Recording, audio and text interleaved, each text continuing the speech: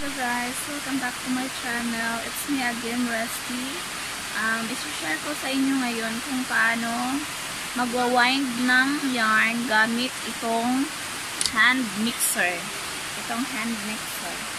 So, alternative siya ang palit doon sa yarn winder. Wala tayo nun. So, yan ang gagamitin natin para mag-frog ng old project ngayon at i-roll natin gamit itong hand mixer.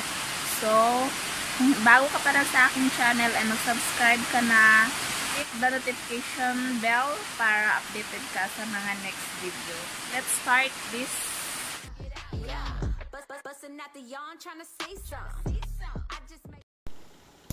So, ito ay old project na ipa-frog natin para i-roll natin. So, ipa-frog ko ito at i-roll natin gamit itong hand mixer.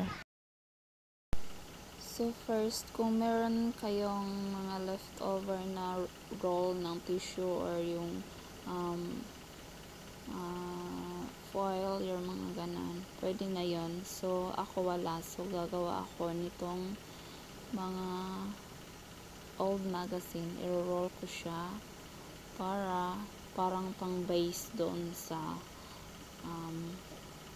yarn. Para siyang isasalpak doon sa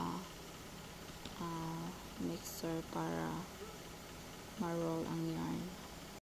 So, lagyan lang natin ng tape para kumapit siya.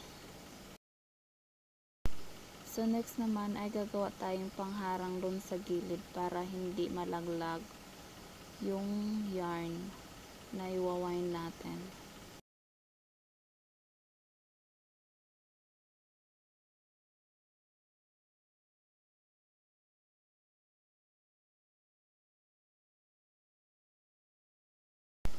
So, gamit ang hot glue, lagyan natin ng hot glue yung gilid ng roll para kumapit siya.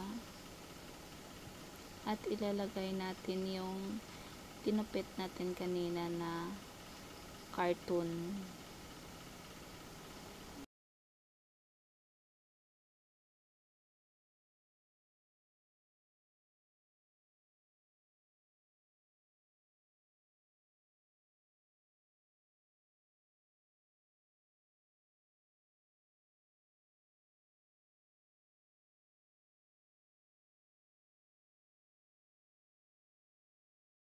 Gupitan natin ng konti sa gilid para dyan natin ilalagay ang dulo ng yarn para kumapit siya. Hindi siya matanggal while nag-roll. So, mag-roll lang tayo ng konti bago natin gamitin na ang hand mixer para hindi siya magbuhol-buhol.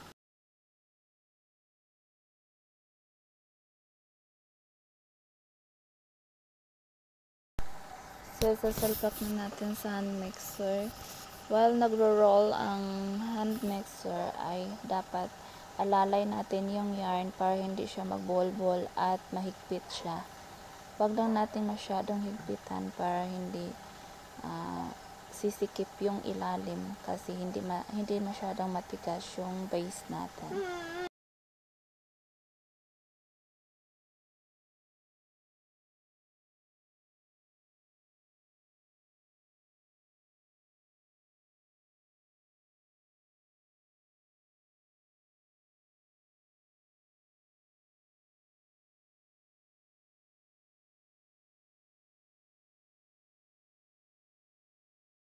So, alalayan lang natin pa left and right ang yarn para hindi naman yung isang side lang ang may naka-roll.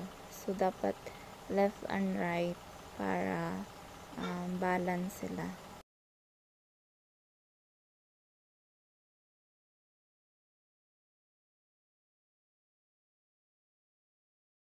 So, continue lang natin ang pag-roll nito hanggang sa matapos tayo.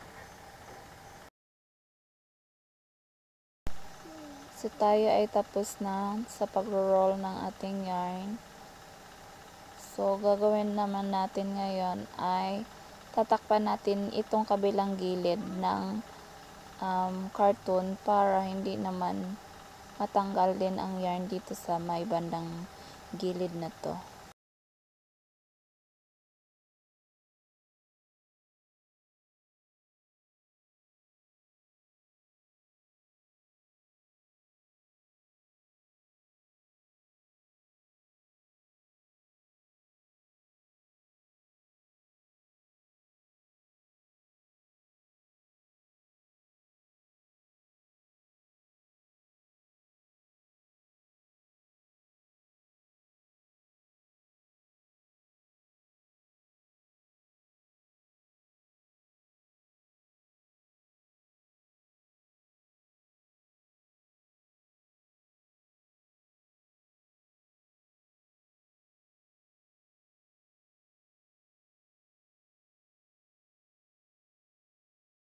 So, tapos na ang ating pag-roll ng yarn. So, ito na siya.